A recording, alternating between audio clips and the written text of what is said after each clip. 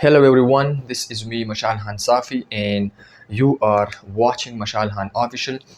तो dear students, आज के लेक्चर में हम बात करने वाले हैं relation between frequency, speed and wave length के बारे में। स्पीड भी कहते हैं इसको, वेलोसिटी भी कहते हैं। सबसे पहले हम बात करते हैं कि इसको हम किस सिंबल से रिप्रेजेंट करते हैं। तो स्पीड को हम रिप्रेजेंट करते हैं v से और इसको हम वेलोसिटी भी कहते हैं। फ्रीक्वेंसी को हम रिप्रेजेंट करते हैं f से, ऑलरेडी हमने पढ़ा है। और वेवलेंथ को हम रिप्रेजेंट करते हैं लैम्डा से, ये एक ग्रीक लेटर है, ठीक है। अब हमारे पास स्पीड क्या है, यानी distance cover by a body in unit time is called speed, उसको हम क्या कहते हैं, स्पीड कहते हैं। इसी तरह हमारे पास फ्रीक्वेंसी क्या है, a number of vibration per unit time या a number of cycle in 1 second, एक सेकंड में कितने साइकिल जो है एक स्पेसिफिक पॉइंट से मूव कर रहे हैं या गुजर रहे हैं, ठीक है। तो anything which is happen in 1 second, इसको हम क्या कहते हैं, फ्रीक्वेंसी कहते हैं। इसी तरह हमारे पास क्या है, वेव लेंथ। तो वेवलेंथ कहते हैं the minimum distance between 2 consecutive crust और 2 कंसेक्यूटिव ट्रफ, इसको हम क्या कहते हैं, इसको हम वेव लेंथ कहते हैं, ठीक है। सबसे पहले हम देखते हैं कि what is mean by waves. हमारे पास वेव्स क्या है। वेव जो है ये असल में किसी भी मीडियम में आप क्या करें, आप एक डिस्टर्बेंस को प्रोड्यूस करें।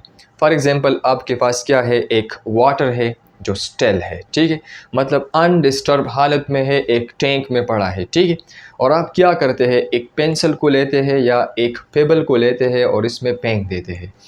तो उस वाटर का जो ऊपर सरफेस है उसमें जब आप उस पेंसिल को इस तरह डिप करते हैं तो उसमें आपको इस तरह रिपल्स नज़र आएंगे। That is what we call it the disturbance produced in this medium.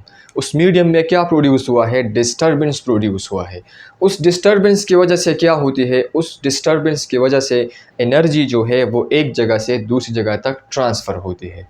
So wave is a mechanism of transfer energy from one place to another by mean of vibration, ठीक है। तो इसको हम क्या कहते हैं, वेव्स कहते हैं। तो वेव इज़ अ डिस्टर्बेंस, ये हमारे पास क्या है, ये हमारे पास एक डिस्टर्बेंस है प्रोड्यूस इन अ मीडियम, जो हमने क्या कर दिया है, किसी भी मीडियम में आपने डिस्टर्बेंस प्रोड्यूस किया है, which travel from one place to another, जो कि एक जगह से दूसरी जगह तक क्या करेगा, ट्रेवल करेगा। तो देखो, वेव्स असल में डिस्टर्बेंस है किसी मीडियम में जो कि ट्रेवल होती है एक जगह से दूसरी जगह तक। तो इससे हम एक कंक्लूजन निकालते हैं कि जब भी आप क्या करते हैं, जब भी आप किसी भी मीडियम में डिस्टर्बेंस प्रोड्यूस करते हैं तो उस डिस्टर्बेंस की वजह से वेव क्या होती है, वो ट्रेवल करते हैं, मतलब वो डिस्टेंस कवर करते हैं। तो हम hence it has a specific speed, तो जब वो ट्रेवल करेगा तो इसका एक खास स्पीड होगा। अगर डायरेक्शन स्पेसिफाइड हो तो हम कहते हैं कि इसका एक स्पेसिफिक वेलोसिटी होगा। तो हम डिफ़ाइन करते हैं उस वेव की स्पेसिफिक स्पीड को डिफ़ाइन करते हैं कि the distance travel by a wave पर यूनिट टाइम। ये जो वेव है, जो डिस्टर्बेंस प्रोड्यूस हुआ है, जो कि मूव कर रहा है, उसने पर यूनिट एक यूनिट टाइम में कितना डिस्टेंस कवर किया है, उसको हम स्पीड ऑफ वेव्स कहते हैं। क्या कहते हैं, स्पीड ऑफ वेव्स। इसका फार्मूला हमारे पास क्या है, फार्मूला है हमारे पास v is equal to distance upon time, where v is speed और velocity, d is the distance which is travel by the wave and t is the time in which, ये कितने टाइम में इतने कितना distance travel किया है, ठीक है। अब हमारे पास क्या है, हम वेवलेंथ का जिक्र करेंगे। किस चीज़ की, वेवलेंथ की। हमने एक वेव फॉर्म लिया है, ठीक है। वेव फॉर्म में हमारे पास क्या है, देखो, ये एक वेव है जो यहाँ से जनरेट हुआ है, ठीक है। और ये एक हाफ साइकिल, फिर यहाँ से लेकर हाफ साइकिल, तो एक पूरा साइकिल इसने कंप्लीट किया है, ठीक है। फिर यहाँ से लेकर ये हाफ और है, इस तरह जाएगा, ठीक है। ये हमारे पास क्या है, ये हमारे पास एक वेव है, या हम कहेंगे कि जो डिस्टर्बेंस प्रोड्यूस किया है उसकी वजह से जो रिपल्स पैदा हुआ है उसमें से हमने एक रिपल को, एक वेव को यहाँ पर लेके आया है, ठीक है। अब देखो, मैं यहाँ से लूँगा, इसका जो मेन पोजीशन से जो हाईएस्ट पॉइंट होती है उसको हम क्या कहते हैं, उसको हम क्रस्ट कहते हैं। ये एक क्रस्ट है, फिर ये ट्रफ है, फिर ये दूसरा क्रस्ट है। तो एक क्रस्ट और दूसरी क्रस्ट के दरमियान वाली लेंथ को हम वेव लेंथ कहते हैं। क्या कहते हैं, वेव लेंथ। देखो ये एक वेव है, यहाँ से स्टार्ट हुआ है यहाँ तक, तो इसको एक वेव कहते हैं, वन वेव कहते हैं, या इसको वन साइकिल कहते हैं, या इसको वन वाइब्रेशन कहते हैं, या इसको वन ऑसिलेशन कहते हैं। ठीक है, तो ये हमारे पास क्या है, वन ऑसिलेशन है। इस वन ऑसिलेशन एक क्रस्ट और दूसरी क्रस्ट के दरमियान वाले डिस्टेंस को, लेंथ को हम वेव लेंथ कहते हैं, और इसी वेव लेंथ को हम लेम्डा से रिप्रेजेंट करते हैं। ठीक है, अब हम क्या करते हैं, डिराइवेशन करते हैं कि explanation plus derivation. If a wave travels, जब एक वेव है जो कि ट्रेवल कर रही है a distance, if a wave travels a distance equal to its wave length, अगर एक वेव ट्रेवल कर रही है और इसका जो डिस्टेंस है, यहाँ पर हमने वेव स्पीड, इसका जो डिस्टेंस है वो किसके बराबर है, वो इसकी वेव लेंथ की बराबर है।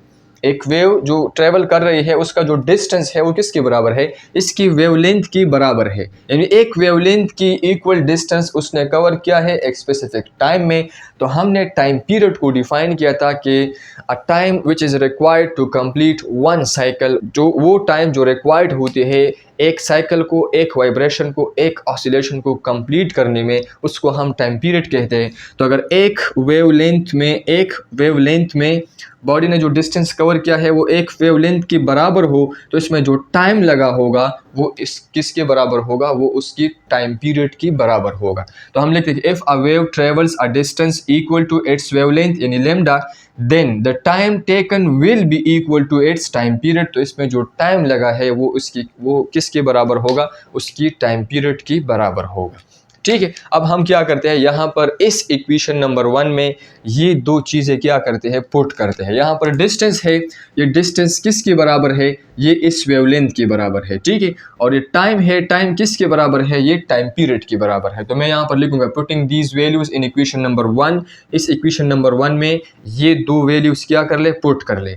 डिस्टेंस की जगह लेम्डा पुट करें, क्योंकि डिस्टेंस और लेम्डा सेम चीज़ें हैं, मतलब इक्वल है। ठीक है, और जो टाइम लगा है एक साइकिल को कंप्लीट करने में उसको हम टाइम पीरियड कहते हैं। इस टी की जगह हम क्या लिखेंगे, टाइम पीरियड यानी कैपिटल टी लिखेंगे। अब देखो एस, आपको पता है कि frequency is reciprocal of time period. Frequency जो है ये इनवर्सली प्रोपोर्शनल है किसकी, टाइम पीरियड की। तो यहाँ पर मैं क्या लिखूंगा, अगर मैं इस इक्वेशन को इस तरह लिख लूँ कि v is equal to 1/t into lambda. ठीक है, तो अब हमें पता है कि फ्रीक्वेंसी किसके बराबर है, वो रेसिप्रोकल है टाइम पीरियड की। तो frequency is equal to 1/t। तो इस 1/t की जगह मैं क्या पुट करूंगा, इस 1/t की जगह मैं इस f को पुट करूंगा। सो पुटिंग इक्वेशन नंबर 3, ये इक्वेशन नंबर 3 जो है in equation number 2, equation number 2 में इस इक्वेशन नंबर 3 को वैल्यू को क्या करें, f की वैल्यू को इन 1/t की जगह इस f को क्या कर ले, पुट कर ले।